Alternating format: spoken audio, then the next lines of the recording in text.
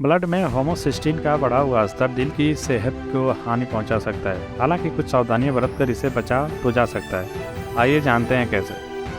हमारे शरीर में बहुत सारे अमीनो एसिड होते हैं, इसी में से एक है होमोसिस्टीन।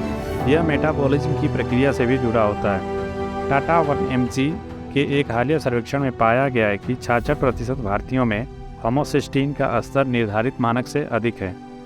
जिन लोगों के रक्त में इसकी मात्रा बढ़ जाती है उन्हें हार्ट अटैक और स्ट्रोक्स आने की आशंका अधिक रहती है।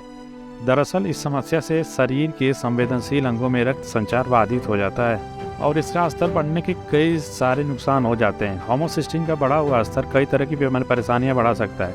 यह धमनियों की दीवार के लिए विषाक्त पदार्थ की तरह काम करता है, जो सीधे तौर पर उन्हें क्षति पहुंचाता है। धमनियों में रक्त का थक्का बनने से प्रवाह बाधित होता है।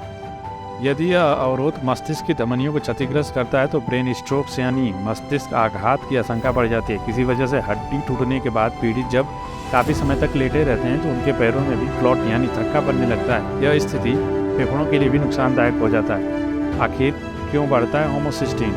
जिन लोगों में होमोसिस्टीन का स्तर बढ़ा हुआ होता है उनमें विटामिन B12 और B9 यानी फॉलिक एसिड की कमी के कारण ऐसा होता है।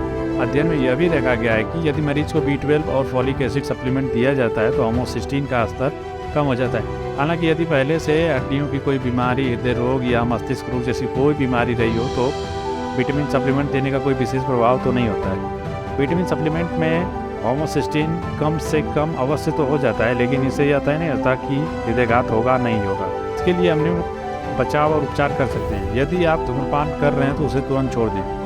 शुगर है तो उसको नियंत्रण में रखें। ब्लड प्रेशर हाई रहता है तो दवाओं का सेवन जारी रखें। कोलेस्ट्रॉल बढ़ा हुआ है तो LDL की मात्रा को 100 से नीचे रखने पर ध्यान दें।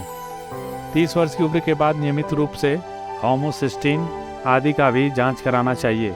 जिस तरह से मधुमेह के लिए HbA1c जांच और लिपिड प्रोफाइल आदि कराते हैं, उसी तरह यह भी आवश्यक है। उम्र बढ़ने के साथ blood pressure, kidney function test, liver function test की नियमित मात्रा से जांच करानी चाहिए।